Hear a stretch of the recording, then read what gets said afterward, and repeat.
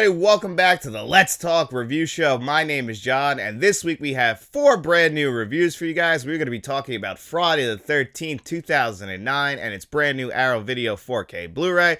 We're going to review the Joker 4K Blu-ray with the brand new Joker movie coming out this week. And we're also going to talk about 2 Netflix documentaries. Well, one's a docu-series. We're going to be talking about Will and Harper and the brand new Mr. McMahon documentary, both that just came out on Netflix.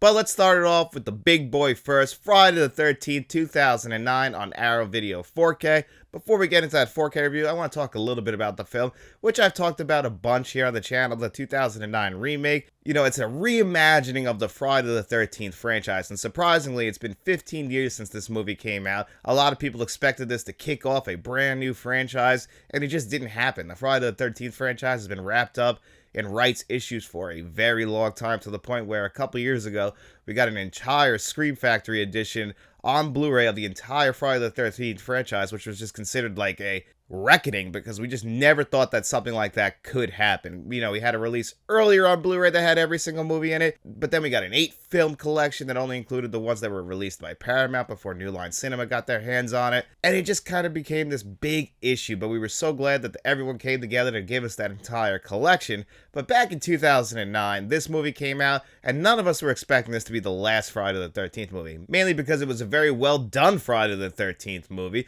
For me, it really takes the first 3 movies in the franchise, Friday the 13th Part 1, 2, and 3 that you really know, and crams it all into one single movie. And you know, it also takes some elements of the Friday the 13th franchise that a lot of people complained about. Why is Jason so stupid? Why is he walking so slow? There's just no way this could possibly happen. And it tries to answer all of those questions while still maintaining what people love about the Friday the 13th franchise. I mean, right in the opening credits, we all know in the first Friday the 13th movie, the killer isn't Jason, it's Mrs. Voorhees. And we see this entire element of the end of the first Friday the 13th movie play out in the opening credits. And then we get to see what we think is our movie, where these kids are just getting picked off one by Jason Voorhees. Then it cuts to the opening title card, and we realize we just basically got to see what Jason does best. We get these awesome kill scenes, and then we get into what is your regular old-fashioned Friday the 13th movie, where we see a bunch of characters heading to Camp Crystal Lake.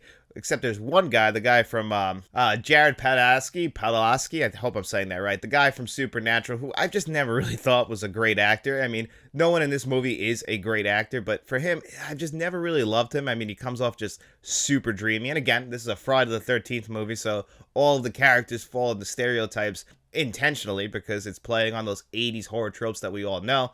And this guy is just a cool cat trying to find his sister, who was one of the victims of the opening sequence where we saw Jason picking them off one by one. And again, the best part of this movie for me is just that the kills are just so well done. We get to see Jason just do his thing, really see him actually be smart about it. He can run fast. He's a natural hunter. The best kill in this movie is when he shoots a bow and arrow through one guy's head. And I mean, he turns around and everything. What a great effect. We can also remember in the Friday the 13th Part 2, Jason was living in the woods.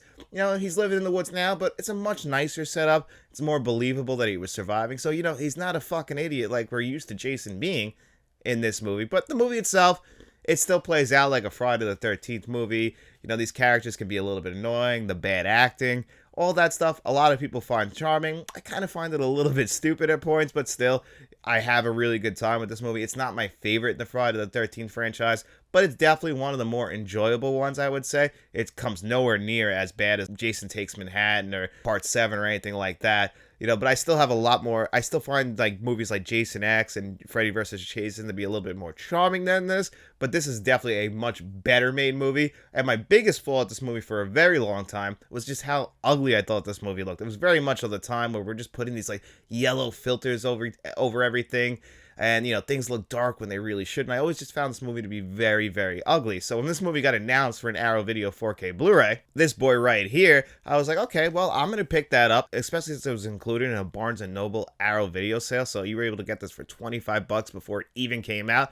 I actually grabbed it off of Amazon, which was a mistake because it ended up coming about a week late. And it's pretty hard to grab right now.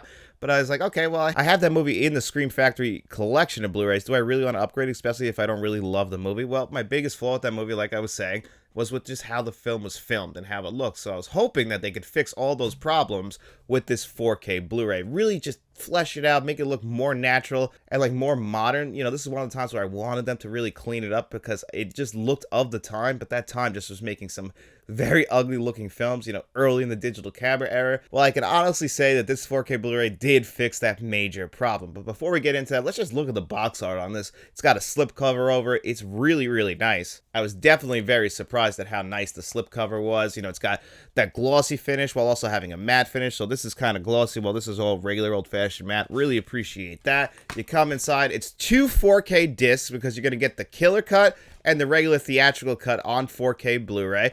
You also get a bunch of poster cards right here, a poster and everything you could ever want. So if you're a fan of this movie, they really did a great job on the packaging. This is something that would, if it was something a little bit nicer, they would probably have it in one of the Arrow Video hard cases and give you a little bit more, some reading material in there. So this is just kind of a step down from that, but still, I really appreciate the packaging. I think it's very well done. And both those discs are going to feature a DTS HD Master Audio 5.1, but all of your extras are going to be on that second Blu-ray disc. Now, it has all the extras that were on that Scream Factory release, but a bunch of new extras as well, including some new interviews, and I really appreciate that. That's something Arrow Video I really feel like does the best at this point, them and the Criterion Collection, but Arrow Video has kind of been slowly pulling ahead on the extras with giving us not only all the archival stuff, but giving us all new stuff and also giving us audio commentary tracks. So I really appreciate what Arrow Video did here with the extras. Now, when you go inside and you look at the disc and you compare that audio, the audio is really good. I was not the greatest, but it was very well done, and I've said it before and I'll say it again, the horror genre, their audio mixes, if they're done right, can be some of the best audio mixes because you can move stuff around so it sounds like it's coming from behind you or next to you, and this DTS HD Master Audio 5.1 is mixed pretty damn well. Now, there are some differences between the killer cut and the theatrical cut. Now, they include an extra scene in the killer cut, and from what I was talking to my cousin Dennis about, this really did bother him. It didn't really bother me too much, but it does create a continuity error, and if you're looking for it, it does become very noticeable. Now, I was watching it, and I was looking for it, and I was like, okay, yeah, if you think about it, it's a little bit stupid, but it's not that big of a deal, at least in my opinion. Some people might disagree, especially people who really love this movie. But, we're also in that killer cut making things look a lot more gorier, fleshing things out a little bit more. Really not fleshing out too much more, but really it's about those kill scenes and, not holding back as much. So a lot of people might prefer that killer cut, but for them to have them both on 4K Blu-ray is really appreciated, mainly because the visual upgrade is the biggest upgrade and what I was really hoping for, because, my God, they definitely fixed the coloring of this movie in the best way possible. Everything does look more natural and realistic, and it's just a really good 4K Blu-ray in the visual department. You get HDR10 and Dolby Vision on here. I was just so happy what they did. They fixed all of my flaws in the visual department and really just cleaned this movie up. Everything looks just so much better. The colors now feel more fuller and fresher. Not everything feels like they're very beige and browns and yellows. No, you can actually really distinguish the colors now. Now, of course, they did shoot certain scenes with that in mind, so that stuff you really can't fix, but it's not as noticeable as it was when you're watching the former Blu-ray, or if you would go even way back when you saw this in theaters, which is what I did, and I had those issues in the theater at the time. To see them fix those problems is just something that I'm just so happy about. I still don't really absolutely love this movie, but they went out of their way and they fixed my biggest flaw with this Arrow Video 4K Blu-ray, and that's why if you are a fan of this movie, I can definitely recommend Friday the 13th, 2009 on 4K Blu-ray. And if I was going to give this movie a score of 1 to 10, I would give this 4K Blu-ray from Arrow Video a very, very solid 9 out of 10. I am so happy with what they did with this, and if you're a fan of this movie, you absolutely owe it to yourself to pick this one up. And now the other 4K Blu-ray I want to touch on a little bit is Joker. This movie came out in 2019. It was directed by Todd Phillips. It stars Joaquin Phoenix as Arthur Fleck. Won him an Academy Award for Best Actor that year, playing the Joker. The second actor to win an Academy Award for playing the Joker behind Heath Ledger. And this is a different take on the Joker. This is Arthur Fleck, really created for this film. So yes, it is technically a Batman film, but it's in its own universe. It takes place in a Gotham City in the late 1970s, early 1980s. They never outright say it, but it's supposed to be New York City, this Gotham City. It's supposed to really be a Gotham City that's very similar to Taxi Driver, the movie Taxi Driver, starring Robert De Niro, to the point where you get Robert De Niro in this movie as Murray. That's basically Joaquin Phoenix making fun of him once we get to the end of this movie. And, this movie is very, very, very depressing. Arthur Fleck, you could just see that he's being worn down by his own mental illness, society not taking care of his mental illness, which kind of brings me to my flaw of this movie, because they got these great messages in this movie, but at the very end of it, they make sure that Joaquin Phoenix's character tells you all of these issues instead of like letting it play out for you. Like, we didn't need that exposition. You know, I thought it was pretty obvious what they were going for, but we didn't need that exposition to overly explain it. And I just think that's a modern day movie problem where I feel like the screenwriters and the directors don't trust their audiences enough. They think that their audiences are idiots and they have to spell out exactly what the movie is trying to tell you. Where, you know, you used to have to find that yourself and trust your instincts as a movie watcher. So that does bother me at the very end of this movie. But still, the movie itself is very well done, in my opinion. It's just building and building the entire time. You know, you got this just sense of dread that nothing is going right for this guy. He can't catch a break. So when he starts to lose it, you do understand and appreciate what is going on and why this would create this Joker. And again, it's a different type of Joker. So, you know, we do see Thomas Wayne in this movie, and Thomas Wayne, you know, he isn't that squeaky clean Thomas Wayne that we know from previous Batman stories. No, he's kind of a dick in this movie. And I like that. It really does kind of show you that there are different versions and different perspectives of the same character. Of course, we do at the very end of this movie get your classic death scene of, and this is a spoiler alert, so if you don't want to know anything about Joker, even though Joker 2 is coming out, we have to have it where essentially accidentally the Joker created Batman in this sense, because one of these guys who were supporting the Joker at the very end after he kills Murray and he's being taken away in the police car, and we get that great "in the white room," just love that needle drop at the end of the movie. But one guy goes in the alley, sees Thomas Wayne, sees his wife, sees Bruce Wayne, of course, you know, kills Thomas Wayne, rips off the pearls, because we gotta rip off the pearls, and right there we create Batman. So we include that in this movie. But again, it's a different one that takes place in its own universe, and that's what's leading up to Joker 2 Folia Adieu. But I did want to go back and rewatch this 4K Blu-ray because I bought it last year for $7.99. That's why I have no slipcover on it. It's also had two different versions of a steelbook. I just wanted to check out this 4K Blu-ray because I remember when it came out, a lot of people said that this was a reference quality 4K disc, especially in the visuals department. And this is one of the rare Warner Brothers releases that actually features both HDR10 and Dolby Vision. And in 2024, a few years after this 4K Blu-ray came out, it's definitely a really good 4K Blu-ray disc. I think that 4K Blu-ray discs, since this one came out, have become better. I think it's definitely really good for the time it came out. The movie itself was beautifully shot. I saw this in a Dolby Theater 2 days in a row. You know, it really does capture that late 1970s feel. You know, this is something where we just don't get a lot in modern movies, and I think that's why people were so blown away by it, is they did a great job creating that era. Production design was incredible for this movie. We just don't see it anymore. You actually feel like you get transported back to the era. It doesn't feel like people cosplaying of that era. So it was a beautifully shot movie to begin with. We maintained that film grain, so it looks like a late 1970s, early 1980s film. It feels like Taxi Driver, and they did a great job with that. Now, is that the power of the 4K disc shining through? You know, that's a big part of it. When you compare the Blu-ray to the 4K Blu-ray, it is a noticeable jump to the 4K Blu-ray in the brightness and in the colors and hitting the deep blacks, all the stuff you care about when you go to 4K Blu-ray. The 4K Blu-ray does all of that. It's just that a few years later, we've had better 4K Blu-ray discs come out. It's still a really good 4K Blu-ray disc, but there's a reason why it's always on sale, because, you know, pretty much everyone has it at this point. If they haven't gotten it yet, it's something that they'll pick up at a cheaper price, and I just don't think that it holds up as well in comparison to other 4K Blu-ray discs that have come out in the few years since this one came out. It's still really good. I appreciate all the extras on the second disc. There's a good making of documentary. It's only like 22 minutes long. There's not too many extras. The featurettes are fine, but still they put some extras on there. You can check them out on the Blu-ray disc. And overall, it's still a really good 4K Blu-ray disc. It's just not the 10 out of 10 that a lot of people said about 5 years ago when this came out. No, it's still really good, and I would still give this 4K Blu-ray disc an 8 out of 10. And before we get out of here today, I just want to touch on a couple of Netflix documentaries that just came out.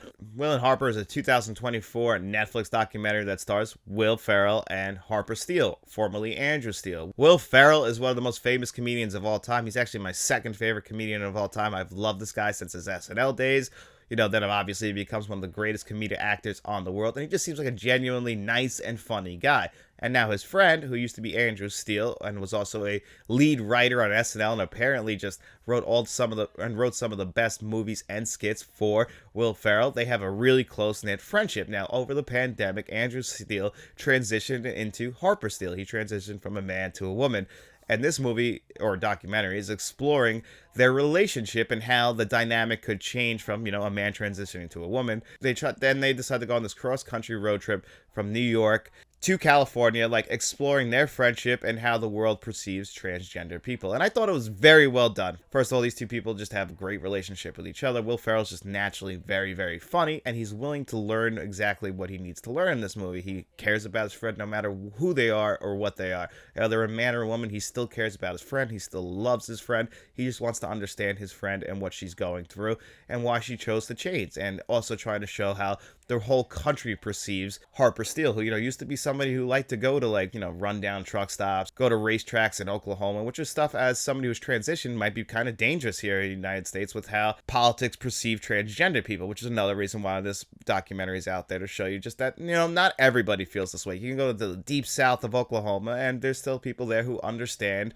what she is trying to do and what she's trying to say, and just follow her feelings. And I think that this is the kind of documentary that might be able to help change people's perceptions, which is always a good thing. But either way, it's a very well made documentary, very well done. I thought it was very enjoyable too. The time flew by. I always enjoy Will Ferrell, and this documentary just made me appreciate Will Ferrell even more, so definitely worth your time. I would give this one another solid 8 out of 10. Now, the other one I want to talk about is the brand new Mr. McMahon docu-series. This is a 6-episode docu-series also on Netflix, exploring the life of Vincent Kennedy McMahon. This is the guy who created World Wrestling Entertainment, at the time World Wrestling Federation. Well, he didn't create, his father created World Wrestling Federation. Vincent McMahon Sr. Jr. bought the company in the 1980s, and he's really the guy who turned around the entire company, changed it into the World Wrestling Entertainment that you know today. Before that, it was a territory system. He took it worldwide. He's the guy who created Hulk Hogan, so of course, it's very interesting to explore his life. Now, this 6-part documentary series is really there for people who are casual wrestling fans who might know who Mr. McMahon is. Maybe they watched during the Attitude Era, but they haven't really kept up with wrestling, or even for non-wrestling fans. Because if you are a fan of World Wrestling Entertainment, and you've been for a very long time, I don't think there's going to be any revelations in this docuseries that you didn't already know. A lot of people were probably expecting this to be a hit piece on Vince McMahon and the Mr. McMahon character. It really wasn't. I actually felt like it was very fair. Vince McMahon has obviously had some legal troubles over the last couple of years. He's not even in charge of World Wrestling Entertainment anymore. He's actually completely out of it, the business that he created after it was sold to Endeavor, and now TKO, where it's one company with them and UFC. He has no involvement anymore after some allegations. So you would think this is going to be talking about how bad of a person Vince McMahon is. They talk about that stuff, but they also talk about the genius of Vince McMahon. So I really felt like it was very fair. It's also much more than just a Vince McMahon documentary. It's also really a World Wrestling Entertainment documentary. And because Vince's life is so intertwined with World Wrestling Entertainment, I could see why it's a Vince McMahon documentary. But they really explore so much more than just Vince McMahon himself. They do peek behind the curtain a lot, but I just don't think you're going to get any stories in there that you're being like, it's going to change your whole perspective of anything. I think if you've been a wrestling fan for a very long time, there's nothing new in here. This is really there, I think, for people who aren't wrestling fans or are just regular old-fashioned casual fans who, want to know what Vince McMahon and World Wrestling Entertainment have been up to for, say, the past 20 years since you stopped watching wrestling. But I still did enjoy my time with it. 6 episodes might be a little bit too long, but still, I understand what they were doing. But you milked it just a little bit too long. So overall, I thought it was very good. I think that if somebody wasn't really truly a big wrestling fan and then they watched this docuseries, they might enjoy it a little bit more than me. I still really enjoyed it, but I would only give this one a 7.5 out of 10. Still really good, but again, I just thought that this was being hyped up to be something more than it was. It really is just your traditional docuseries telling you stuff that a lot of people might already know. But still, it's something that is important. I can definitely recommend it. But anyway, guys, thank you for being here with me on another episode of the Let's Talk Review Show. I hope you guys enjoyed this week's show. And if you did, don't forget to like, share, and subscribe.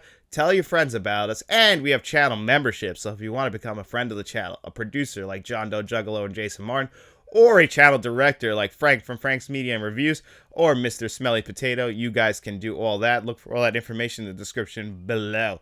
But if you got no money to throw away, guys, don't worry about it at all. We just hope you enjoyed the show. And if you did, please get out in those streets, tell your friends about us, and then we'll be seeing you around.